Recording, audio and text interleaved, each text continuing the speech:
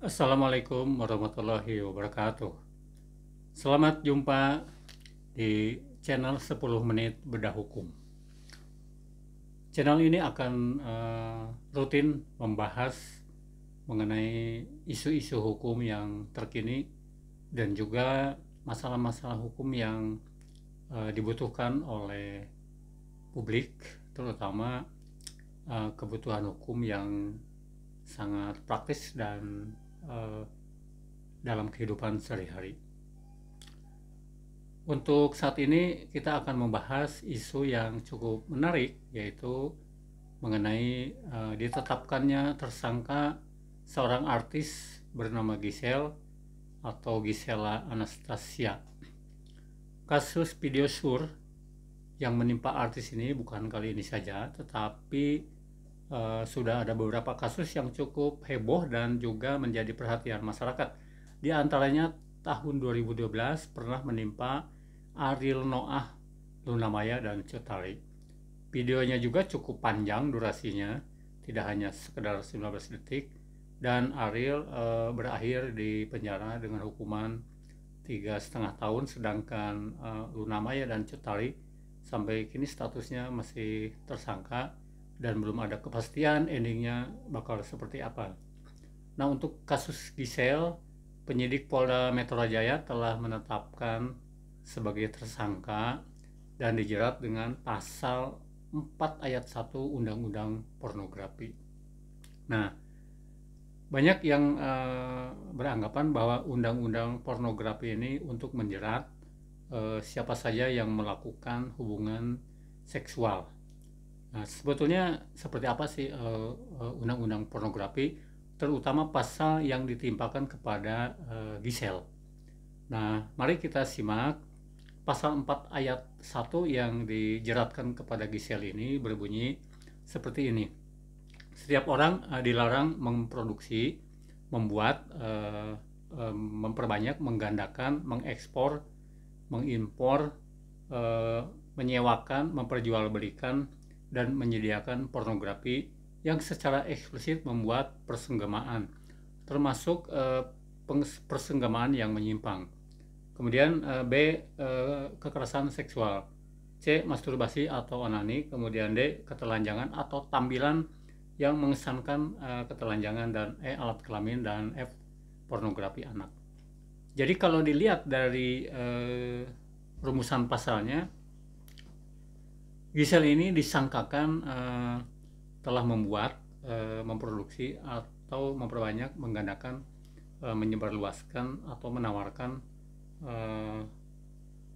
pornografi yang secara eksklusif memuat persenggamaan. Nah, tetapi kalau misalnya kita lihat pas penjelasan pasal 4 dalam kaitannya dengan membuat, ini ada kekecualian, yaitu kalau membuat dianggap untuk kepentingan diri sendiri, untuk kepentingan Giselle misalnya itu dan pasangannya, itu sebetulnya tidak terjerat pasal 4 ayat 1. Artinya Giselle dan pasangannya bisa lolos. Kalau misalnya itu dalam membuat rekaman itu kepentingannya itu bukan untuk disebarluaskan dan bisa diakses oleh publik, tetapi untuk kepentingan dirinya sendiri, untuk arsip misalnya itu. Nah, tetapi penyidik tidak semata-mata menetapkan Giselle sebagai tersangka kalau penyidik tidak menemukan setidaknya 2 alat bukti. Jadi ada 2 alat bukti. Nah, 2 alat bukti ini terutama adalah pengakuan. Nah, kita belum tahu apakah Giselle memang mengakui bahwa dia ini merekam dan membuat rekaman adegan hotnya itu untuk bisa diakses oleh publik, untuk disebarkan, atau sebetulnya dia membantah kalau membuat rekaman seksual itu untuk kepentingan dipublikasikan. Nah, kita belum tahu. Yang kita tahu adalah Giselle mengakui bahwa yang ada di dalam rekaman itu adalah dirinya. Nah, ini memang agak berbeda dengan awal-awal video sur 19 detik itu tersebar ke publik, yaitu pada bulan November Saat itu Giselle berkelit bahwa eh, dia membantah kalau itu dirinya. Nah, kemudian juga ada kemungkinan Giselle juga menurut penyidik dikenakan pasal 8 Undang-Undang Pornografi yang bunyinya seperti ini. Setiap orang dilarang dengan sengaja atau atas persetujuan dirinya menjadi objek atau model yang mengandung muatan pornografi. Nah, apakah Giselle ini menyetujui dirinya sebagai model untuk kepentingan pornografi atau tidak? Nah, tetapi polisi di dalam keterangannya menyebutkan bahwa ada kemungkinan Giselle juga diterapkan pasal 8. Jadi mana nanti yang akan diterapkan di penuntutan terhadap Giselle ini nanti akan jelas ketika BAP dari polisi diserahkan kepada kejaksaan. Nah,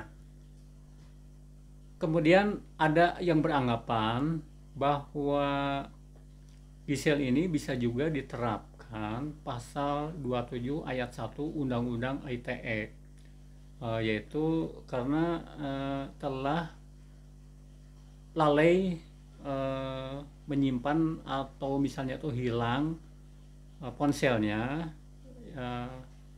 dan karena hilang kemudian oleh orang lain isi dari ponsel itu, yaitu rekaman video surnya itu kemudian disebarkan. Nah, menurut pengamat hukum ada yang mengatakan Giselle bisa diterapkan pasal 27 ayat 1. Tapi kalau menurut saya Giselle tidak bisa diterapkan dengan pasal 27 ayat 1 kalau seandainya HP-nya itu hilang atau misalnya itu lalai menyimpan di mana saja. Karena apa? Karena mari kita lihat bunyi pasal 27 ayat 1. Bunyinya itu seperti ini. Setiap orang dengan sengaja, dan tanpa hak mendistribusikan dan atau mentransmisikan dan atau membuat dapat diaksesnya informasi elektronik dan atau dokumen elektronik yang memiliki muatan yang melanggar kesusilaan. Nah, kalau misalnya itu Giselle HP-nya itu hilang atau tergeletak di mana saja sehingga orang lain bisa membuka-bukanya dan kemudian mengcopy adegan surnya, itu Giselle tidak bisa dikenakan pasal 27 ayat 1.